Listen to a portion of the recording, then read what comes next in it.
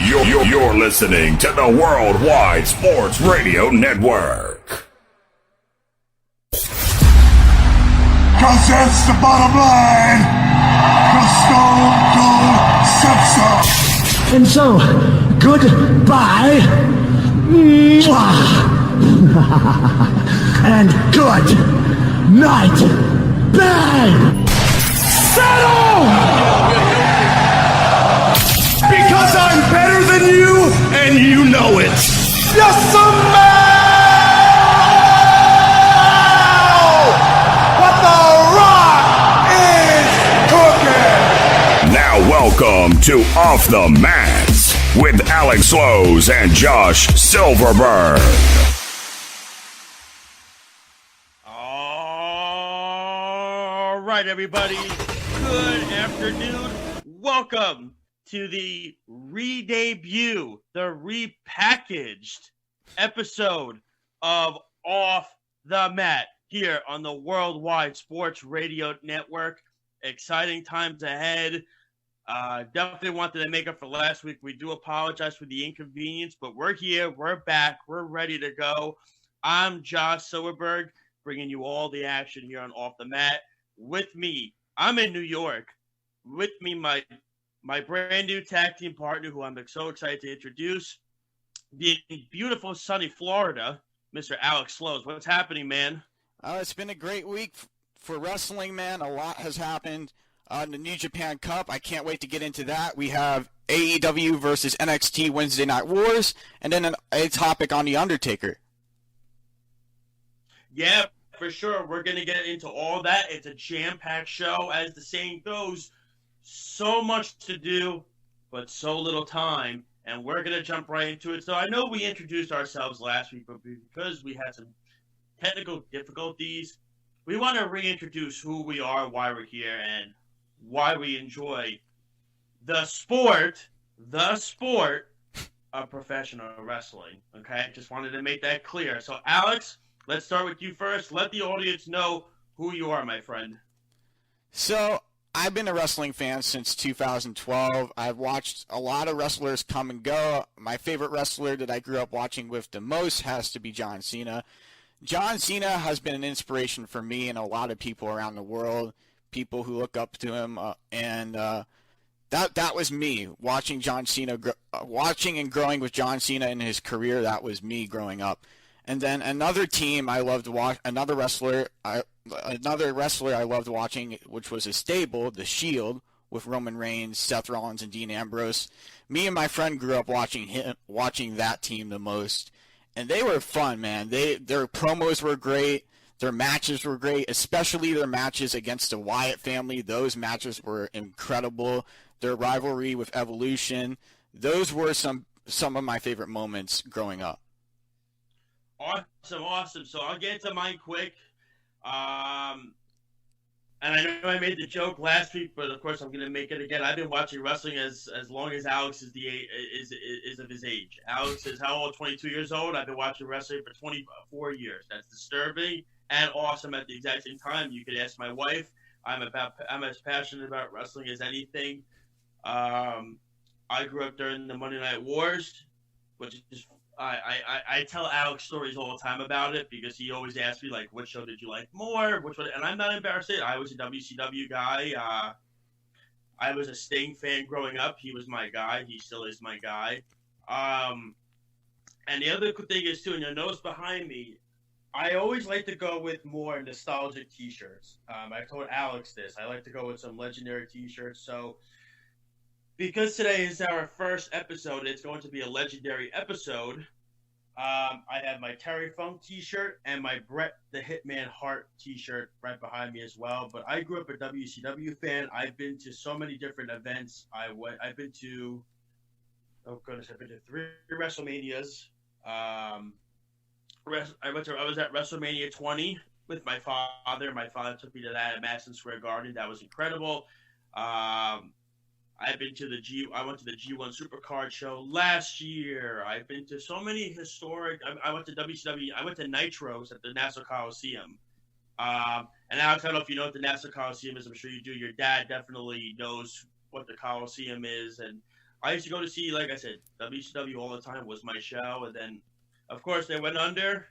And yes, I'm holding this. This is Brian Myers. Brian Myers is joining us on the show today. Just kidding, he's really not. It's just a micro brawler from my pro wrestling streak. But yeah, I was a WCW fan through and through, and of course they went under and they lost the Monday Night Wars due to politics in the back and just not good management, and then they were sold, and the rest is history. But I like I said, it was cool to be a wrestling fan during that time because you would always say to yourselves, you would give yourself dream matches: Goldberg versus Stone Cold, Sting versus The Undertaker, The Rock versus Hulk Hogan. Who would win these matches? You would always think that if one was a WWE fan, one was a WCW fan. So, everything like that is cool. So that's my life story, and that's why Alex and I are both here. And this is a great segue into our first topic here on Off the Mat. I brought up his name. I'm wearing his T-shirt in honor of him. And we're going to discuss The Undertaker in full. So if you haven't lived under a rock, that you know about the Last Ride episode, the Last Ride miniseries that was on the WWE Network, and we always complain about the WWE in a nutshell. We do, but I will say this: on the network, their documentaries are really good.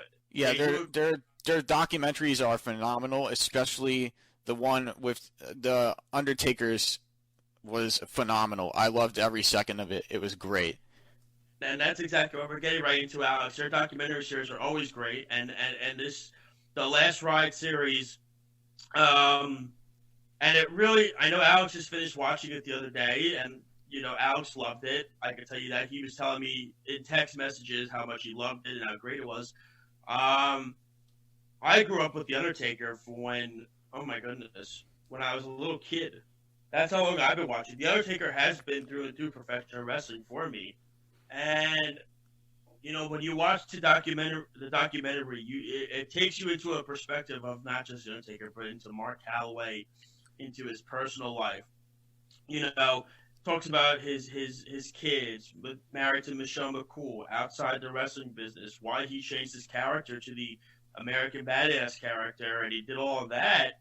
And, he said why his character was stale and he wanted to change with the times. So, Alex, a couple of things let's discuss here. When it comes to The Undertaker in itself, what will you remember him by, one? And two, do you really believe that he is finished with professional wrestling? So, what I'm going to remember The Undertaker for is his WrestleMania streak and the moments he had with that, the matches that the competitors he competed against in those matches, and also his entrance. Every time he came up out of his entrance, it was all inspiring. It gave people goosebumps, people in the crowd. And it lasted than his matches. Some of his entrances. Yeah, and his entrances were unbelievable too. And I actually have a list of 1 to 4 of my favorite Undertaker matches. So the first one I have is Undertaker versus Shawn Michaels, WrestleMania 26 streak versus career. Number 2, WrestleMania 28 for me was Undertaker versus Triple H, Hell in a Cell. Number 3 is WrestleMania 27, The Undertaker versus Triple H in a no-holds-barred match. And then number 4 was Undertaker versus CM Punk at WrestleMania 29. Okay, that's good. That's a nice list. That's a good list. And my other question to you was, do you think he's finished? It's like The Undertaker says, it's never say never. You never know when somebody's going to appear again or if they're done entirely. I think The Undertaker may come back in the future for small roles or help management in the back with some wrestlers and help them get over with their careers. He was helping NXT. He was helping NXT out at the Performance Center some of the days, if you saw. Yeah, so I really think that's what he might do, but if Vince needs him, Vince will call him. Vince will call him back for a few matches if he needs him. But other than that, I think The Undertaker's done. Okay, so for me, when I look back at The Undertaker, he was my childhood. He was one of my idols growing up. He was a guy that he always told the story in some specials. I think it was on the Stone Cold podcast. He said it was very tough to make a baby face a big man because it almost makes him unbeatable. And he's right to the sense that it does make it a tough thing to do. When a guy that size is a baby face, usually the big guys are not baby faces. Usually they're they're not. So I like your list of Undertaker matches. You know, you said, Alex, I think they're great. I think one, and this could be me being biased. And it wasn't even a great match, but the environment was. I look back at the Undertaker at WrestleMania 20, when he came back as the Dead Man, and doing it at Madison Square Garden against Kane, and bringing Paul Bear back, and everything like that. I think it was a cool moment that you look on and you say, "Wow, this is amazing. We're actually seeing this live and in person. It's great. This really, it's. I never thought I'd see him back." But I think another match I think that was underrated in this WrestleMania streak was his match. I think his match against Ric Flair. I think it was at WrestleMania. I'm trying to remember which one it was. If it was 18 or 17, I can't remember which one it was. But he wrestled Ric Flair, and it was like a no holds barred match, and that was cool. And that was him as his American Badass character. That wasn't him as Dead Man. And I found that part interesting in the documentary too. He talked about how he needed to get with the times, he needed to change because he felt that he was lagging behind with the Attitude Era and everything happening, that he felt he needed to update his character because he said, if I feel it's stale, I can only imagine what the fans felt. Now, me personally, I never really felt the Undertaker character was ever really stale, but I guess it's a matter of how he feels, Alex. You know what I'm saying? It's all in him. Now, there's so many different things. I mean, what was your thoughts when the Brock Lesnar match happened? Was Brock the right opponent, do you think, to end the streak? I didn't. Me personally, I don't think Brock Lesnar was the right person to end the streak for the Undertaker.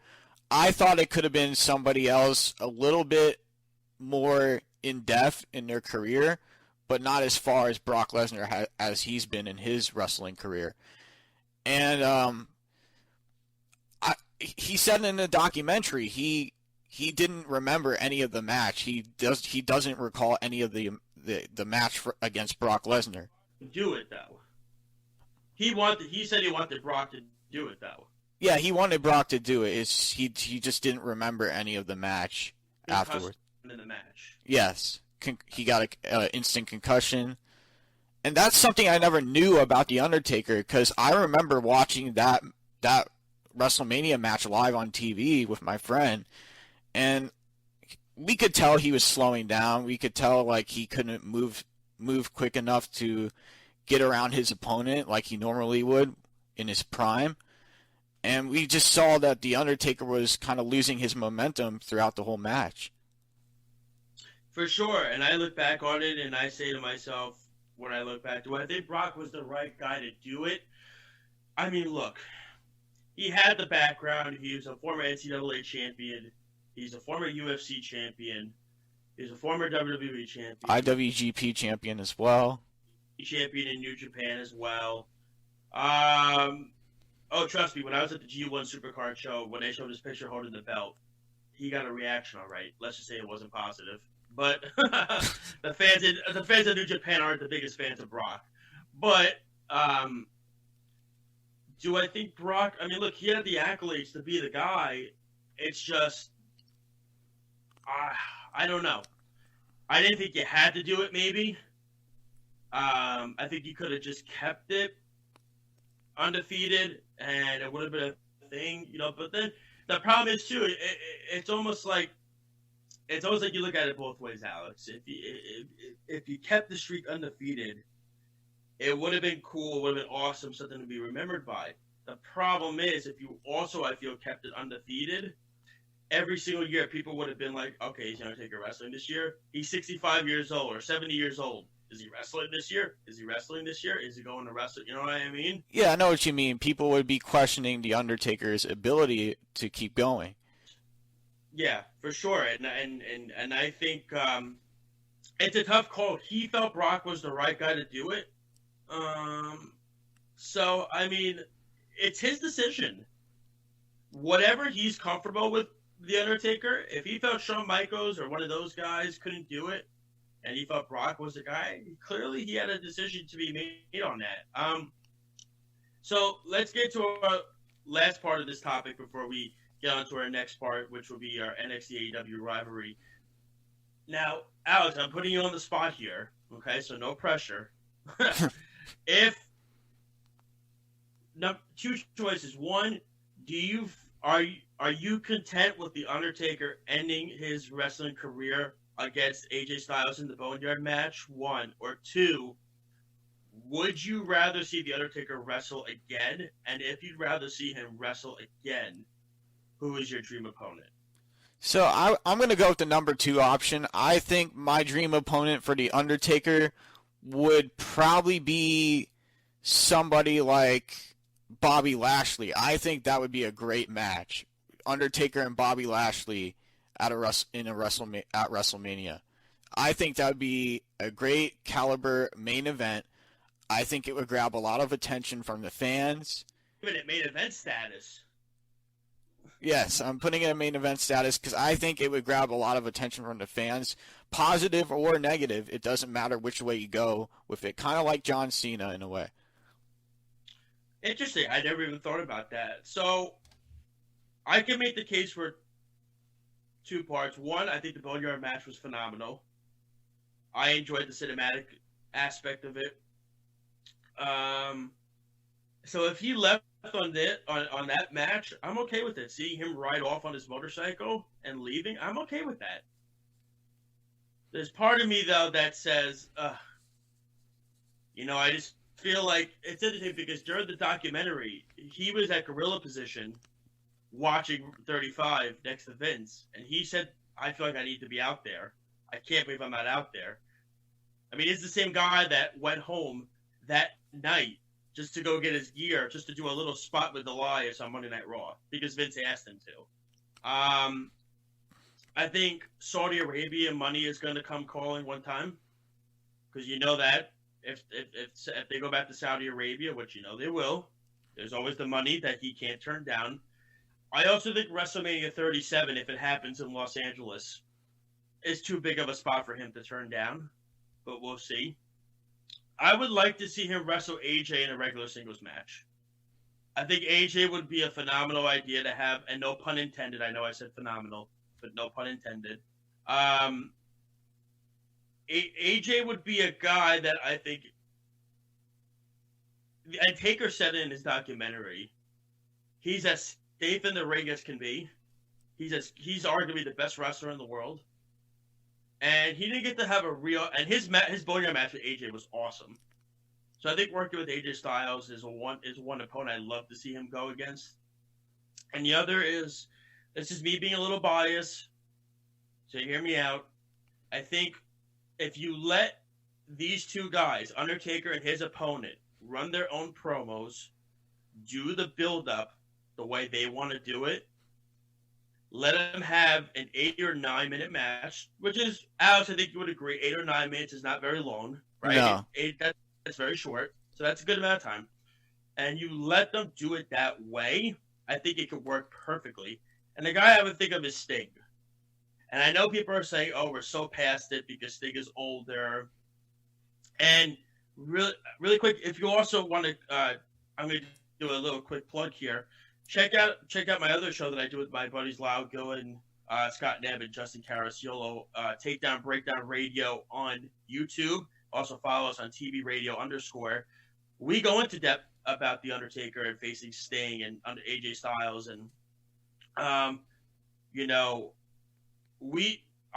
said that, I know Scott said on the show that he feels Sting would make him nervous because he's older and he doesn't want to see Undertaker get hurt.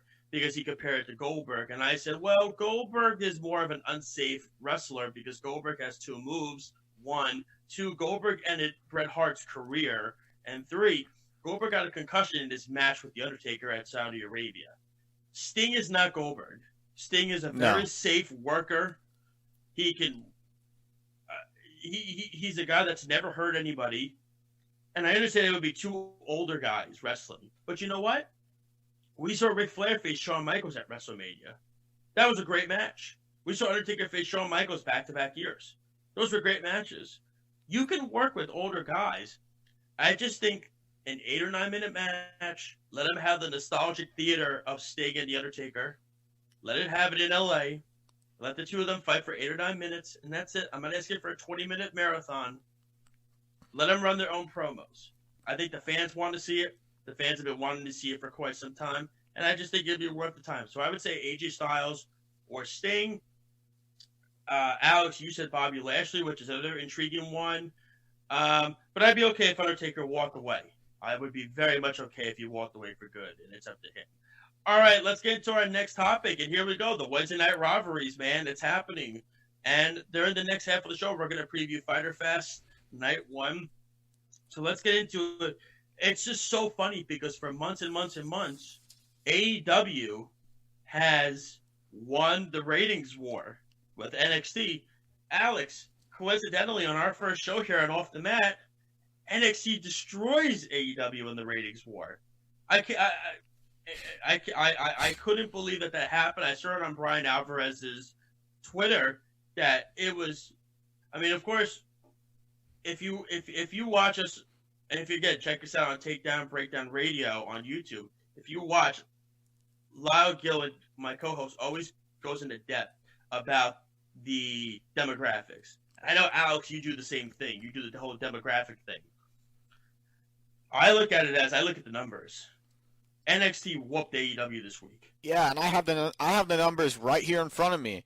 So AEW reached 633,000 overnight viewers. This is down from last week's 772,000 overnight viewers.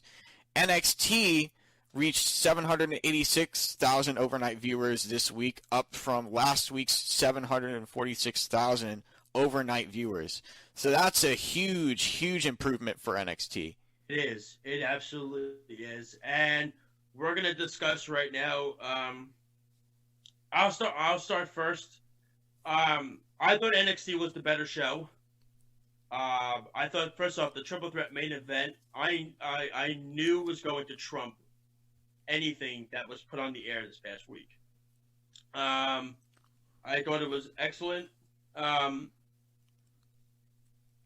The match itself, I thought, portrayed really well. I thought the show flowed better. I'm curious to see this Rhea Ripley Aaliyah thing end up next week with Robert Stone now being in the match. I mean, it's I guess that's okay for me. But like I said, the Karrion Kross, seeing him wrestle as well is always a fun thing. But to see the Triple Threat match was phenomenal. And you knew it was going to be. And then we had Cameron Grimes versus Damian Priest. I like the storyline with Damian Priest being involved, and I like the build-up of Cameron Grimes, how that's turning out. And he lost again, Alex, in his match, Damian Priest. He's been losing a lot lately. Cameron Grimes, of course, who came from Impact, was one of the bigger Impact stars that they signed. And you saw the Dexter Lumis, Roderick Strong stuff, which is funny as well. But I just thought it was a better show. AEW to me was a little bland this week. My guess originally was because the coronavirus spike is happening up in Florida, Alex. I mean, you know this, you live in Florida. The virus is up in Florida.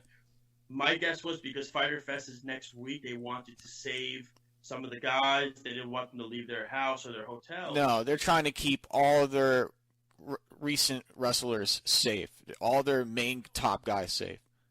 Of course, but the funny thing is that I still saw Best Friends in the Lumberjack match, and I saw, you know what I mean? That was the weird thing about it, and they're wrestling next week.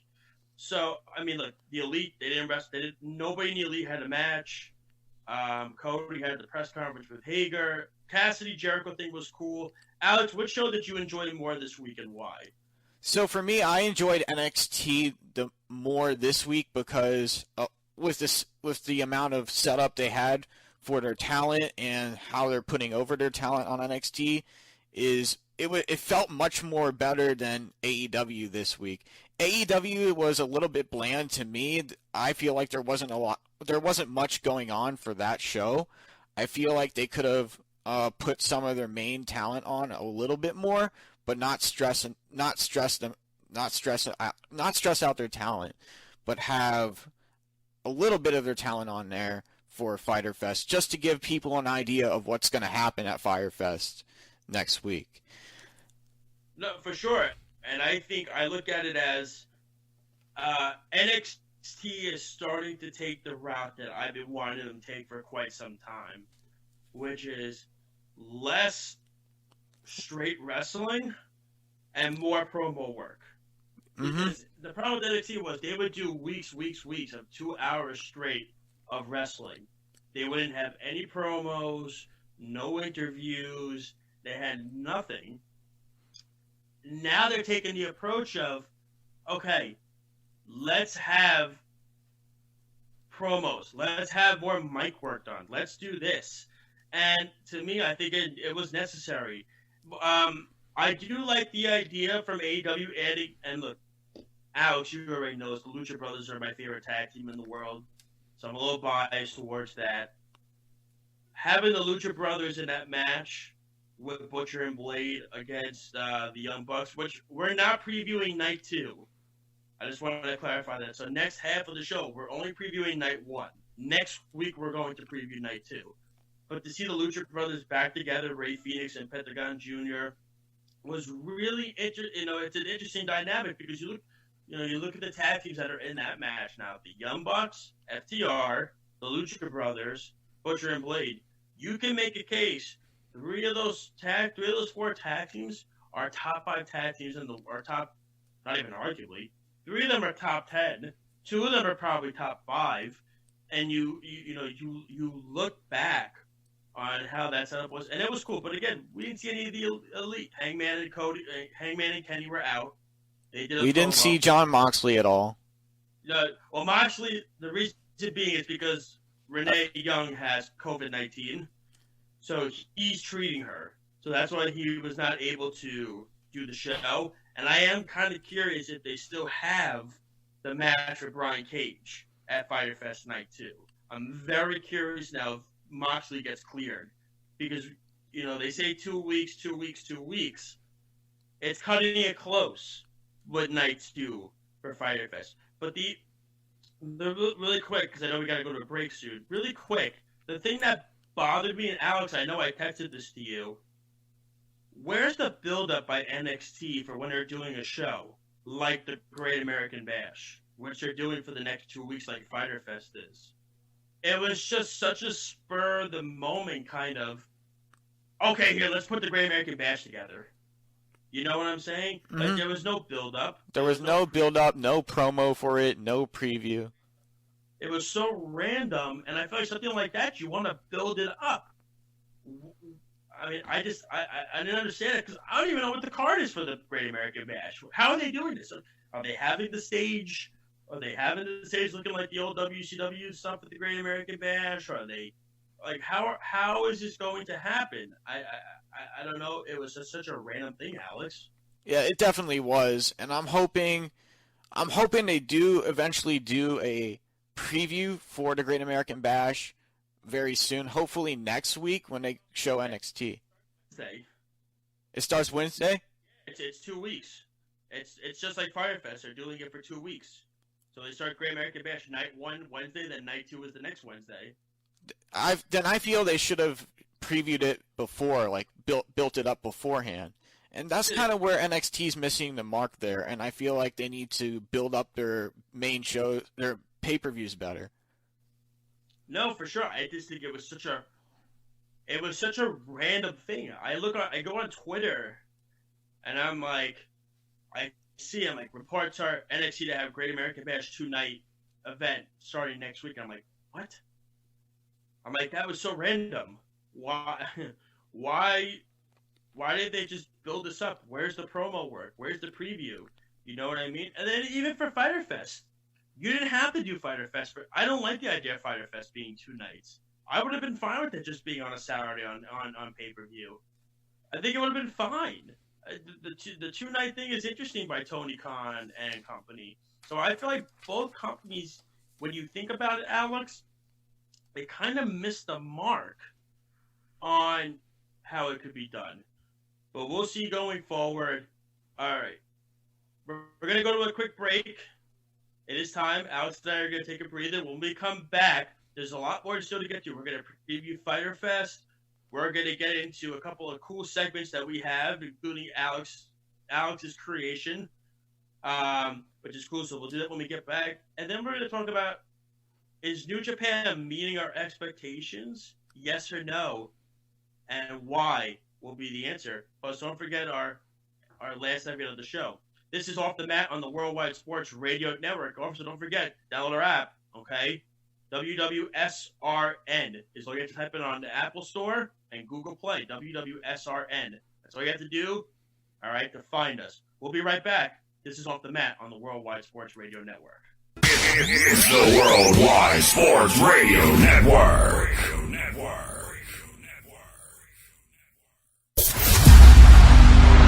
Everybody's got a price. Rest in peace. Welcome back to Off the Mat with Alex Lowe's and Josh Silverberg. Yes. We are back.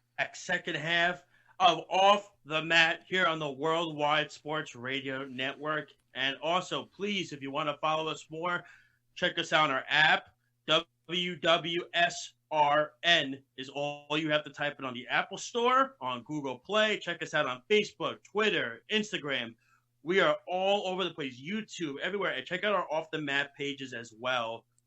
Alex and I have been working on that for sure. And also check out some of the stories that we've been posting too. It's on our website, worldwidesportsradionetwork.com. So you don't want to miss that. Check that out for sure. Okay, Alex, this is your baby that you created.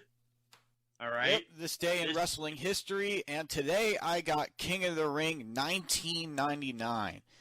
So this is a very, very built card from what I'm looking at here. We had X-Pac versus Hardcore Holly, Kane versus The Big Show, Billy Gunn versus Ken Shamrock, Road Dogg versus Chyna, Jeff Hardy and Matt Hardy versus Edge and Gangrel, Billy Gunn versus Kane again, X-Pac versus Road Dogg, Undertaker versus The Rock for the this is just a normal match, not a championship match, excuse me. Billy Gunn against X-Pac, Mr. McMahon, and Shane McMahon defeat Steve Austin in a handicap ladder match. Okay, so on this day, I'm trying to remember if I can, because I know Alex, you weren't watching at that time. No, but there was when I was watching, when I had the WWE Network, you could watch old Monday Night Raws. I have the network. Trying to think if I can remember that. 1999. I remember 98 when Mick Foley got thrown off the Hell in the Cell. Actually, pardon the interruption. The Undertaker versus The Rock match was a World Heavyweight title match for the WWF Championship, and then the Undertaker I think won, right? Yes, he defeated The Rock, and then Billy Gunn versus X-Pac was a King of the Ring tournament. And I'm trying to think. I think Vincent Shane versus Stone Cold. I'm trying to think if Austin didn't win, he was fired or something like that. I think it was. I'm trying. Because there were a few of those back then between Austin and McMahon. But that's going. I mean, that was the Attitude Era. That was when WCW started having its decline. That was when, like I said, Austin McMahon took over as the best rivalry in professional wrestling. That was also probably when Vince McMahon kind of started Well, I won't say it. But. You might remember if I tell you the venue. It was the Greensboro Coliseum in Greensboro, North Carolina, and the attendance was 19,761. WWE is not going to have that anytime soon again. No, definitely not. That is something they're definitely not going to have anytime soon. But I'm just... So now you made me want to have to go back and watch it now. And then we're going to move on to a new one next week, and I'm going to have to go back and watch that too then. But, no, it's a cool thing that Alex thought of doing it. And I think it's great for historians that do remember it. It's a little fuzzy, but I do remember. I remember the Undertaker Rock match. That was kind of when the Rock started kind of breaking out, I guess you could kind of say. I'm trying to think if it was the Ministry of Darkness thing was happening. I believe it was. The corporate ministry was doing their thing. So that's kind of, I think just remembering something like that is a cool thing. So as a wrestling fan, that's the beauty of the network. You can check it out on WWE. And we're going to not just do WWE this day. We're going to have all different brands, companies. We could go as back as 1960-something probably. I bet you. We might go as far back as then. So let's get into our next topic, Alex. Here we go. Let's preview Fyter Fest Night 1. So we're not gonna have time to go do all the matches because we want to give our intake on New Japan, and then we want to save for the last segment. So we're gonna talk about a couple of the big matches that are coming up on Fyter Fest Night 1. And first off, also we found out Chris Jericho is going to be announcing Night 1, which is awesome as well. So let's get to the obvious match, and I think the match that I'm looking forward to seeing the most, I would have to say. It's going to be Hangman Adam Page, and Kenny Omega going up against best friends Chuck Taylor and Trent Beretta for the AEW Tag Team Championships. And this is an interesting match for me because I feel like both styles are so similar. You can make the case, and it's the craziest thing, because if you hear on the promo that Omega, Hangman, and best friends put together, Kenny Omega made a great point. They arguably had the greatest tag team match ever put together when they faced the Young Bucks at Revolution. That was a match that, I mean, look, it's just funny because they're not really a tag team. And there's all these tag teams in AEW. AEW is the best tag team division by far in professional wrestling. But I am curious with this match. I'm curious where they go with it. I do think it's going to be Hangman Adam Page and Kenny Omega, they get the win. I could see this match stealing the show. But I could also, I think in the future, I think FTR is going to be the ones that dethrone Adam Page and Kenny Omega. But I'm excited for this match coming up because the build-up's been great. They're two fan favorites. And the chemistry between Adam Page and Kenny Omega's gotten a lot better. So I'm going to go with, I'm going to go with the Elite in this match. Alex? I want to go with Hangman and Kenny Omega too because I feel like best friends, they've come a long way to get to this point to face Hangman and Kenny Omega, but me personally, I don't think they're ready to hold the tag team titles just yet. I feel like they could have a more build up towards it, like over time, build more progression towards being champions. And I feel like Hangman and Page, they're very skilled in the ring. They have a lot of good maneuvers they use in the ring. They can go outside of the ring and isolate their opponents. And Hangman and Omega, they're very good as a team. I've seen them do crazy stuff against the Young Bucks. It's just unbelievable what they can do. And I feel like best friends can kind of match up there, but I feel like they're going to have to pull out all the stops and go as far as they can to become champions if they really want to beat Hangman and Omega. Awesome. So the next match we're going to get into is Cody versus Jake Hager. And, you know, this match is interesting, and I keep alluding to the fact that eventually I think Cody's going to turn heel. That's what I'm feeling.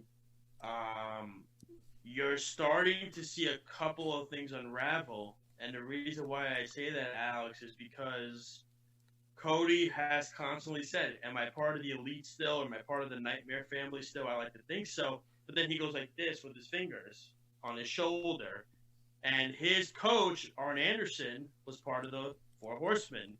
Tully Blanchard has repackaged Sean Spears, giving him like a glove, kind of Four Horsemen style. And you also see FTR. They did some Four Horsemen referencing the other week, and this past week. Even this week with some of their tag team moves. Yeah, they were going up against. They were referencing Four Horsemen stuff, and I think that's going to eventually be a group. It's going to be Cody, Sean Spears, and FTR, which I think would be phenomenal if you had Blanchard and Arn Anderson involved.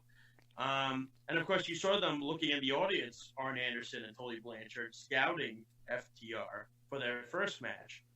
So I think Cody's going to win, and I think Cody's going to eventually turn heel and then hold that belt for a while. We'll see.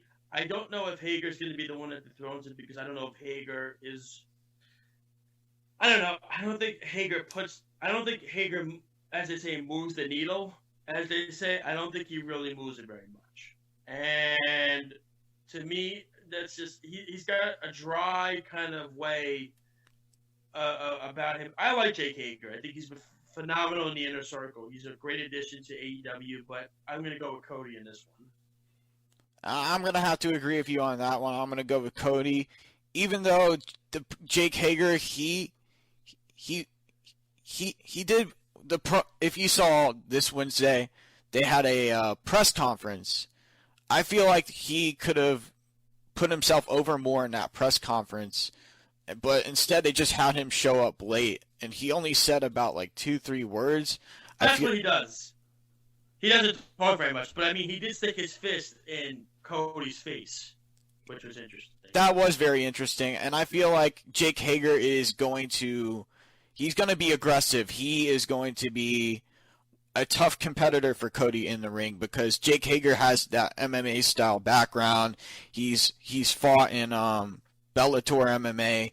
So I feel like Cody's in for a huge fight, but I feel like Cody is going to find a way to prevail in this matchup. I feel like he is going to go to work on Jake Hager. He's very good with submissions. He's very good with offense in the ring, so I feel like Cody is going to take the win. All right, let's get to our last match we're going to preview, and then we're going to move on to our segment on New Japan. It's crazy how fast our first show is going. And again, this is Off the Mat on the Worldwide Sports Radio Network with Alex Slows. I'm Josh Silverberg. Every Saturday at 12 o'clock. You don't want to miss it. Penelope Ford, Hikaru Shida. I think Shida's going to win this one. I'm not the biggest Penelope Ford fan. I think she's a little slow in the ring. Shida's becoming one of the best women wrestlers out there. I don't think she's anywhere near Io Shirai or Charlotte Flair or Tessa Blanchard. She's nowhere near their level. But, I mean, I don't really have much to say on this match, other than I think Shida's going to win. She's going to continue, and then we'll see going forward. Exactly, and I feel like Hikaru Shida is going to retain her AEW Women's World Championship against Penelope Ford. I feel like Penelope is going to have some help from Kip Sabian on the outside. I feel like he's going to try and get himself involved in the matchup to try and help Penelope Ford win over Hikaru Shida. But I think Hikaru, she's very aware in the ring. She knows when things are going to happen inside and outside the ring. So I feel like Hikaru is going to catch on to that and eventually take the victory from Penelope Ford. All right, and that's our preview for Fyter Fest Night 1. Don't forget, this coming Wednesday, excuse me, I screwed up my words. This coming Wednesday and next Wednesday, Fyter Fest Night 1 and 2. Next week, Alex and I are going to preview Night 2, so you're not going to want to miss that. But that's Night 1. There's also some more matches to happen, so that's on Wednesday. Don't forget about as well. The Great American Bash will be on USA Network on NXT. So if you're a wrestling fan, check out both shows, NXT and AEW. Both are phenomenal shows to watch. I like watching both at the same time because I'm a crazy person. It's a method to my madness, as they say. So let's get into New Japan. I mean, it's crazy how little time we have already. Let's get into New Japan, and let's talk about our expectations of New Japan. And, Alex, I know you're a huge New Japan fan, as am I. What are your thoughts on how New Japan has done everything so far? Has it met your expectations? Are you underwhelmed? One, and two, do you like how the New Japan Cup has been? So I'm gonna go with your first suggestion. Is I feel like the New Japan has done an amazing job with their return. They've got everybody stacked on the New Japan Cup card. Even the Super Junior competitors that they are including in the tournament. And for the first time ever, a Super Junior could walk away and have an opportunity to face Tetsuya Naito for both his IWGP Heavyweight Championship and his Intercontinental Championship. Yeah, for sure. I think it's been an extremely... I think New Japan has done a great job. I think they've taken the bull by the horns, and they've really taken control of how they want the tournament to be played out. The thing about New Japan is this, and Alex, I always text you about spoilers and stuff like that. New Japan never says they're spoilers. No, they never leak out their spoilers. Spoilers, WWE does spoilers. New Japan keeps everything below the belt, under the vest. They don't share a thing. That's one thing they do well. The second thing they do well is that they swerve everybody. Will Ospreay was one of the hottest guys in New Japan last year. Everybody assumed he was going to win the cup last. I think it was the cup last year, and he didn't win it. Not the cup. Excuse me, the G1. They were expecting him to win the G1. Oh, he's become it, and he lost. And then Ibushi won the G1. Everybody was expecting Ibushi to win at Wrestle Kingdom the double gold championship. He didn't win either match. He lost to both Okada, and then he lost to Jay White. So New Japan has a way to say, let's not make this so obvious. Let's swerve everybody and make it in a way that we feel it's still entertaining, but the fans are surprised. That's the thing. And that's what I love about New Japan, and I think they've done that really well. They've done an amazing job, and I actually have the list of 4 more second-round matches that are happening on July 1st. So we have Sonata versus Sho, Kota Ibushi versus Tai Chi, Bushi versus Yoshihashi, and Evil versus Hiroki Goto. Who's your pick of the tournament, Alex, and why? Sonata is my pick in the tournament because he came so close to winning last year, but got knocked out. So I think he's gonna pull through this time. I'm gonna go with Hiromu. I already made a bracket, excuse me, and I think we discussed it on the show that I do. I'm gonna go with Hiromu Takahashi. Now, it's funny because I had this argument with all my takedown breakdown buddies yesterday. They were like, "There's no chance that Hiromu beats Okada clean in the Final Four," and I said, he is the junior heavyweight champion. That's a way to build up the division. Don't be so sure about that. So we'll see.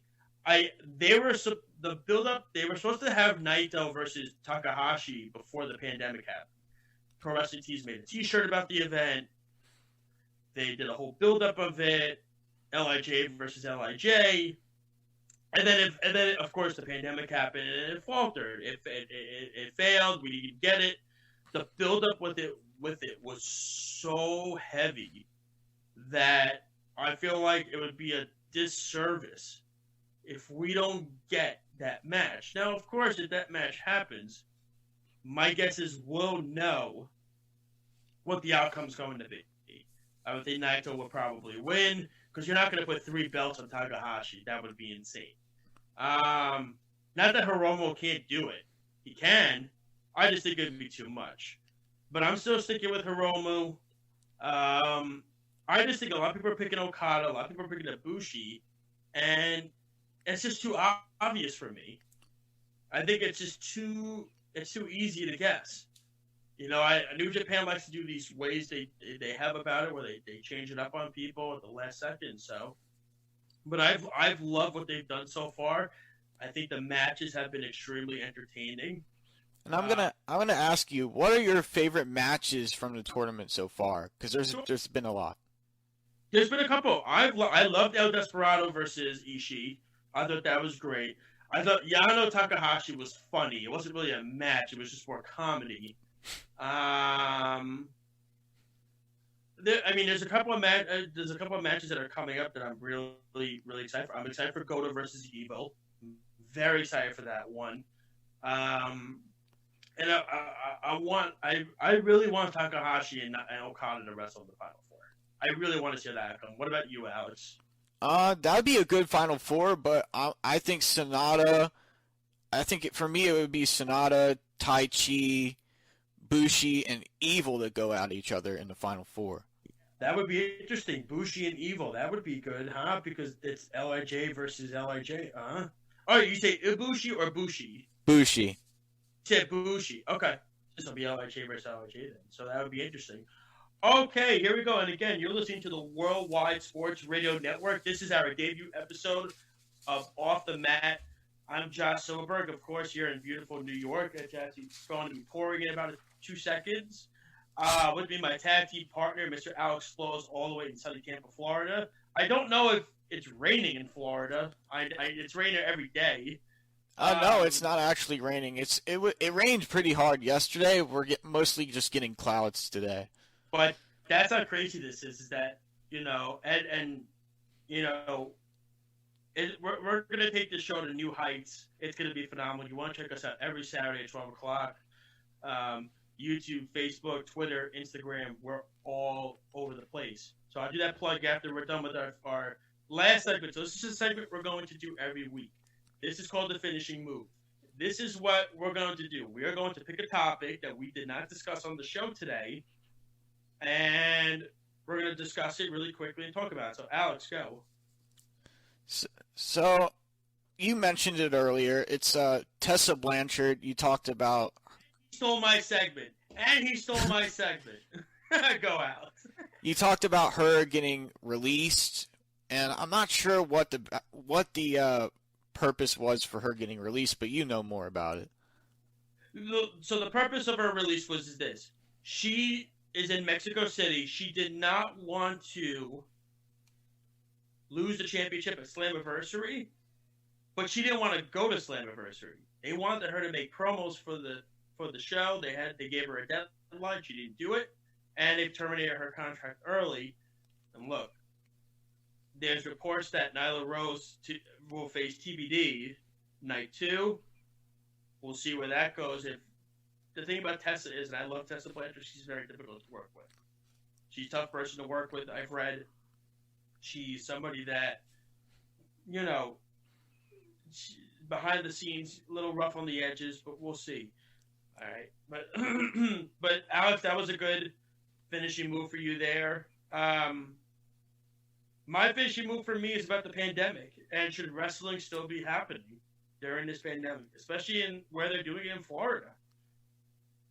My answer is no. They should not. Because now WWE is telling wrestlers if you're positive for coronavirus, you're not allowed to say it on Twitter. Mm-hmm. You can't say it anymore. No. And apparently Vince McMahon wants to run live events end of July, early August. There is no way that's happening. There is no shot that's going to happen. No, definitely not. To approve of that. The states are not going to approve of that. It's just no way. And I think it's just such a silly thing to even talk about and even mention, but it's just so ridiculous that I had to say it because it's end of July, early August. Are you kidding me? Look at the spikes that are going up in some states. It's horrible. Alex, in your state, it's worse here. It's much higher here. We had it first in New York, and now you guys are getting it. So yeah, that is our finishing moves. Maybe one time I'll do a WWE ice cream bar review. That'd be great. More chocolate, that's for sure. Make sure to follow us on our Twitter, Off the Mat, at Off the Mat WWSRN, and it's the same hashtag for Facebook. So check us out on Facebook and Twitter to get more updates and news on when we go live and different topics. Yes, and fans, you can also send in your questions, write in comments, everything like that. If you want to call in the show as well, you certainly can. Check out the website alone, worldwidesportsradionetwork.com. You want to check it out. It's got good stuff. Alex has written a few articles the last few weeks, and they've been excellent stuff that he's written. Also, check out Alex's even Instagram. He works for this indie promotion, I believe ACW, that he does. He does backstage interviews with some of the wrestlers, so if you want to check that out. So check us out. We're on every Saturday at 12 o'clock. Check my other show out, TB Radio _ on Twitter. Also on YouTube, Takedown Breakdown Radio with myself, Lyle Gillen, Scott Nebb, Justin Caracciolo. We usually upload the episodes on Sunday nights on YouTube. And then you can hear us on Mondays at 11 p.m. on 90.3 FM as well. If you just ask your Alexa speaker to play it, we do an endless amount of conversations. I know Alex has checked out our show, and Alex is a fan of it. Alex, correct? Yes, correct. He's a good, so Alex, we're gonna try to get you on that show at some point. But we have come to the end.